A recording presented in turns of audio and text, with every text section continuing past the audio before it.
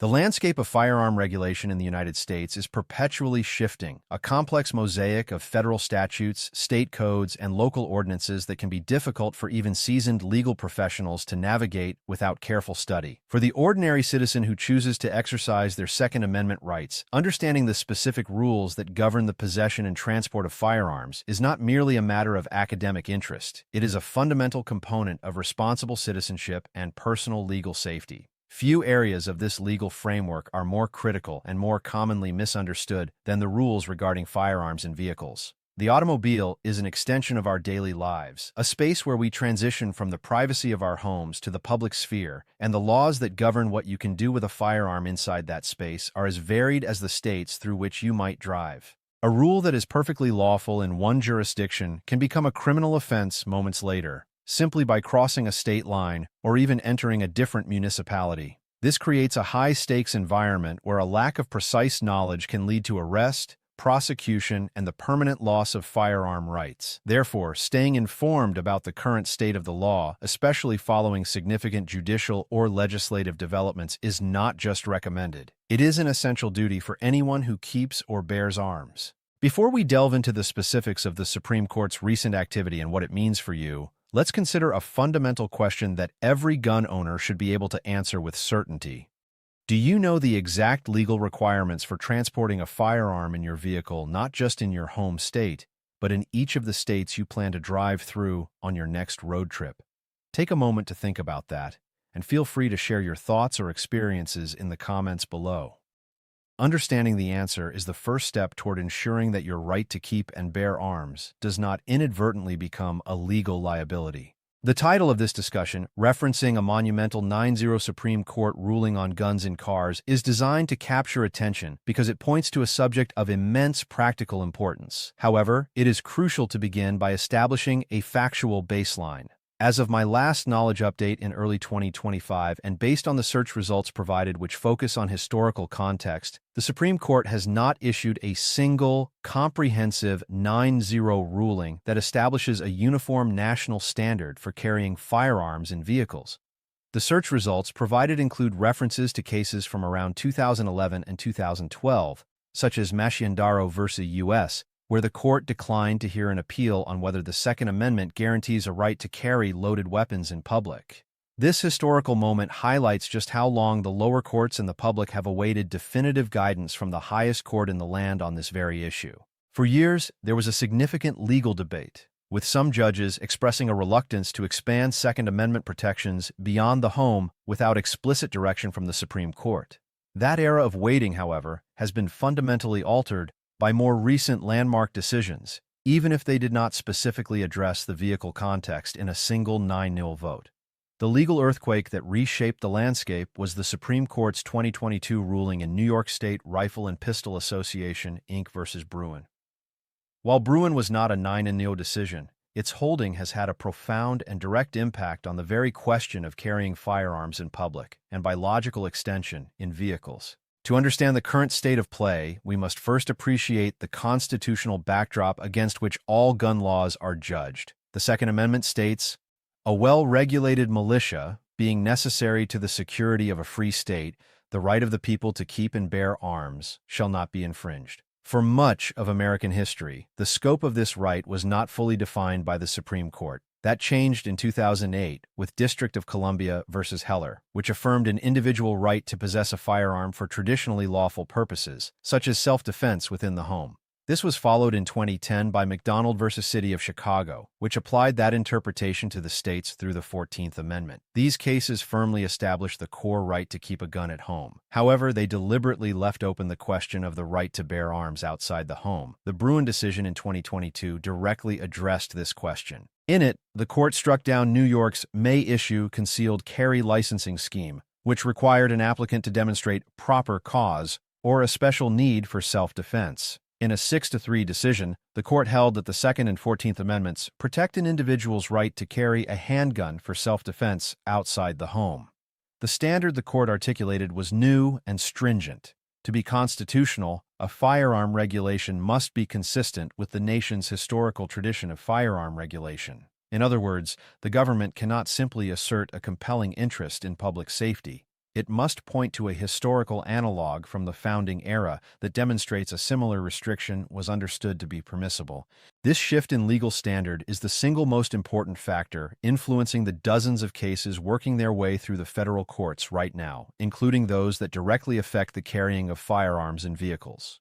The Bruin test has become the lens through which all gun laws are now examined. For laws that prohibit or restrict the carrying of loaded firearms in cars, the question becomes, is there a historical tradition in the United States of similarly restricting the carriage of arms in modes of transport? This is a complex historical inquiry, and it has already led to a flurry of litigation challenging state and local laws. The search results referencing the Masciandaro case from over a decade ago are a poignant reminder of how the legal landscape has evolved. Back then, the Fourth Circuit Court of Appeals felt it was prudent to wait for the Supreme Court to provide direction. With the Bruin decision, that direction has now been given, and the lower courts are actively engaged in the work of applying the new historical test to a wide range of regulations, including those governing vehicles. So, while there may not be a single 9-in-the-hole case with a name like guns in cars, the cumulative effect of Heller, McDonald, and Bruin has been to create a powerful legal presumption in favor of the right to carry arms in public for self-defense. This directly impacts the vehicle context because the automobile is one of the primary places where people are in public. For many, the car is where they are most vulnerable and most likely to need a firearm for self-defense while traveling. The shift from a may issue to a shall issue or permitless environment in many states is a direct result of this constitutional evolution. However, it is a dangerous oversimplification to believe that the Supreme Court's decisions have created a national law of vehicle carry. They have not. They have established a constitutional floor, a baseline of rights that the states cannot infringe upon without a very strong historical justification. But the application of that baseline is still being fought out in courts across the country, and in the meantime, the specific detailed rules are still very much a matter of state law. This brings us to the intricate and often confusing patchwork of state regulations that currently govern firearms in vehicles. A glance at the legal landscape reveals a spectrum of approaches, ranging from very permissive to highly restrictive. In states that have embraced what is often called constitutional carry or permitless carry, the law generally allows any person who can legally possess a firearm to carry it in their vehicle, either openly or concealed, without the need for a government-issued permit. For example, states like Alaska, Arizona, Georgia, Kansas, Maine, Mississippi, Missouri, Montana, New Hampshire, South Carolina, Texas for concealed carry, Utah, Vermont, and West Virginia have laws that are broadly permissive, allowing eligible adults to have a loaded firearm in their vehicle.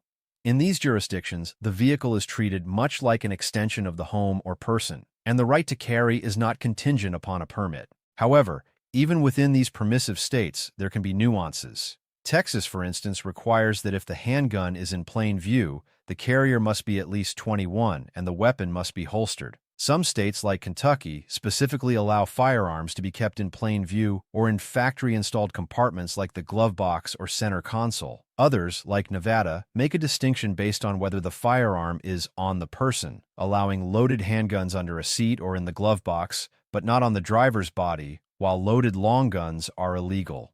Tennessee allows loaded firearms to be carried openly or concealed in a private vehicle, so long as they are not on the person. These fine distinctions matter immensely.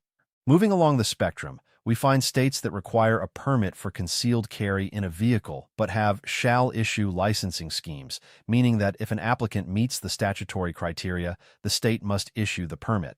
Colorado, for example, allows handguns to be transported concealed only in vehicles within the state, which implies a permit is necessary. Other states have specific storage requirements that apply regardless of permit status. Florida mandates that firearms be securely encased or otherwise not readily accessible for immediate use, though it defines a closed glove box as a securely encased container. This is a critical point. In Florida, simply placing a firearm in a closed glove box is considered legal transport, whereas in a state like California, the same act could be a crime.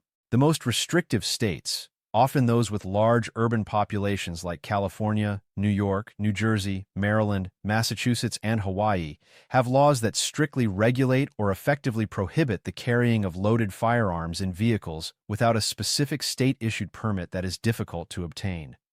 In California, for instance, handguns must be unloaded and stored in a locked container, And importantly, the glove compartment or console does not qualify as a locked container for this purpose. The firearm must be in the trunk or a locked container separate from the passenger compartment. New York and New Jersey generally prohibit carrying a firearm in a vehicle without a valid permit or license from that specific state, and they do not recognize permits from other states. Connecticut, Delaware, Maryland, Rhode Island, for non-permittees, and Washington have laws that tie vehicle carry to compliance with the Firearm Owners Protection Act, FOPA, or other specific conditions, effectively meaning that without a permit, the firearm must be transported in a manner consistent with federal interstate transport laws, unloaded and inaccessible.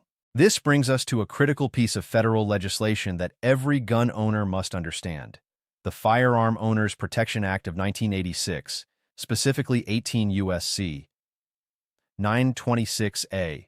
This is the federal safe passage provision, and it is the primary shield for gun owners who need to travel through states with restrictive laws. The statute provides that a person may transport a firearm from any place where it is legal to possess and carry it to another such place, provided that during the transportation the firearm is unloaded and neither the firearm nor any ammunition is readily accessible from the passenger compartment. In vehicles without a separate trunk, the firearm and ammunition must be contained in a locked container other than the glove compartment or console. The implementing regulations further clarify this requirement. The key takeaway from FOPA is that it does not grant a right to carry a loaded firearm for self-defense while traveling. It is a transportation protection designed to allow you to move your firearms from point A to point B without being ensnared by local laws, provided you follow strict rules. If you are stopped for a traffic violation in New York with a loaded handgun in your center console, FOPA will not protect you. The firearm must be unloaded and inaccessible. A common misunderstanding is that FOPA allows you to stop for gas, food, or lodging while traveling. The law is silent on this, and while courts have generally allowed for reasonable deviations from a direct journey, a multi-day road trip with overnight stops is a gray area that could invite prosecution. The safest course is to minimize stops, and when you do stop, to ensure the firearm remains unloaded and locked away. The concept of reciprocity is another major source of confusion and legal risk. This refers to whether one state honors the concealed carry permits issued by another state. The search results note, for example, that a Texas license to carry is recognized in more than 30 states. However, this is a voluntary agreement between states, and it can change. A state like California or New York, as noted, has a policy of not recognizing any out-of-state permits. A gun owner from a permitless carry state like Arizona might assume their right to carry extends into California, but this is absolutely false. Upon crossing the border, they become subject to California's strict laws, and possession of a loaded firearm in the vehicle becomes a felony. This is why pre-trip planning is not optional. It is a legal necessity. You must consult official state resources or up-to-date reciprocity maps published by reputable legal defense organizations to determine exactly where your permit is valid and what the specific laws are regarding vehicle storage in each jurisdiction you will enter. Beyond the rules for carrying, there are also constitutional considerations regarding the ownership and transport of the firearms themselves. As outlined in the search results, federal law establishes a baseline of prohibited persons who cannot legally possess firearms at all.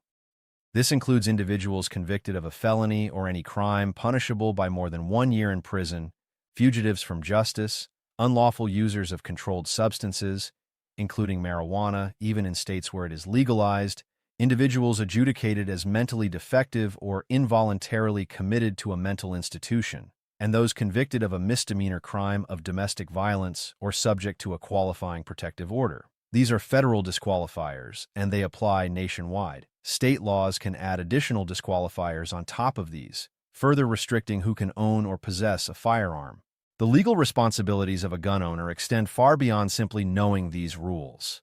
They encompass a duty to ensure that one's conduct does not inadvertently create a public safety hazard or lead to criminal liability. For instance, leaving a firearm visible in an unattended vehicle is not just an invitation to theft. It is an act of irresponsibility that can put that weapon on the street.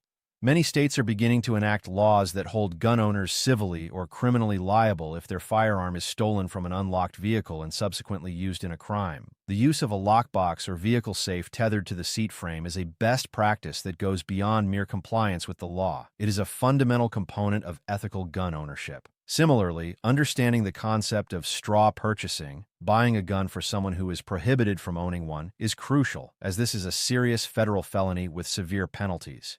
Practical legal guidance in this area always begins with the same advice: education before action.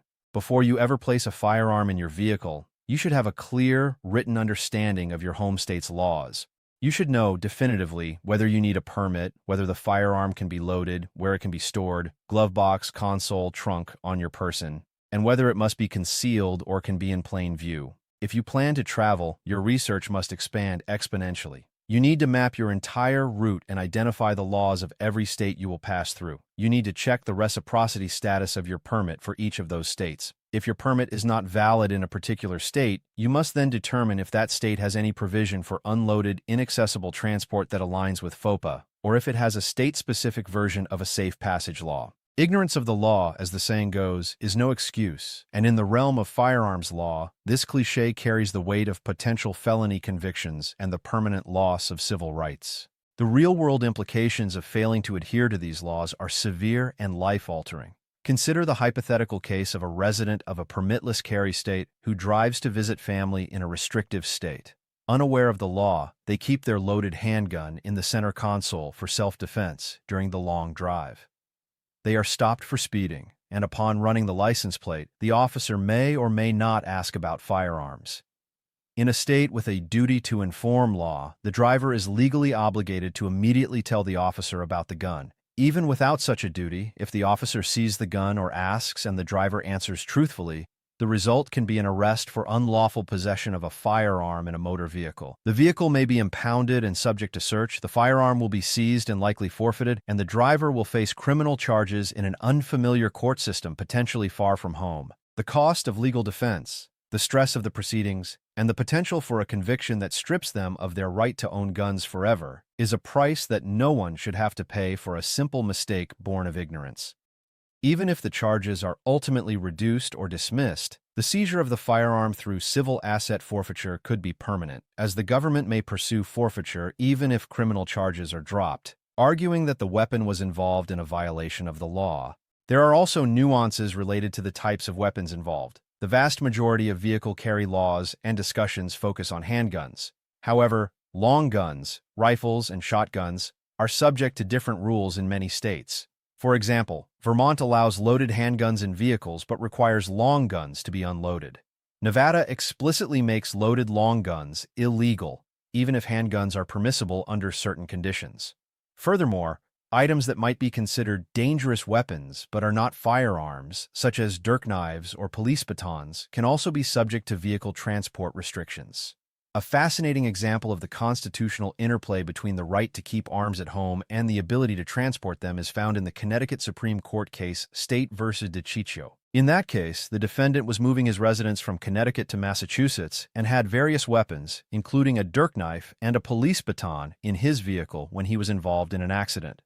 He was convicted under a state law that prohibited having such weapons in a vehicle. The Connecticut Supreme Court reversed the conviction, holding that because the defendant had a right to possess these items in his home, the state could not categorically bar him from transporting them by car to his new home, as this would effectively destroy his right to possess them at all.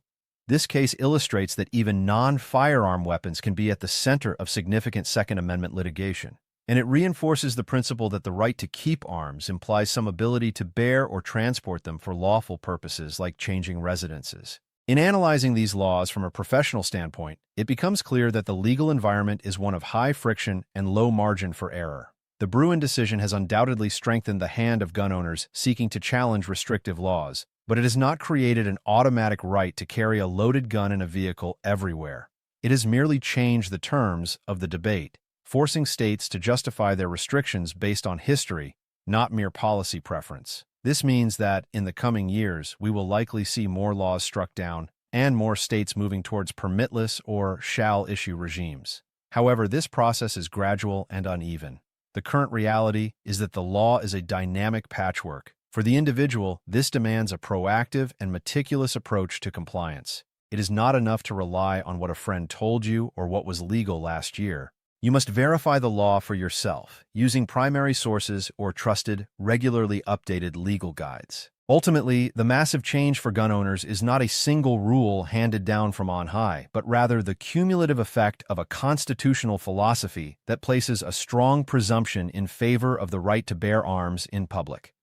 This philosophy, now embedded in Supreme Court precedent, empowers individuals and creates a constant state of legal flux as old laws are challenged and new ones are crafted. The responsibility that accompanies this empowerment is immense. It is the responsibility to know the law, to understand its application to your specific circumstances, and to conduct yourself in a manner that respects both your rights and the safety of the community.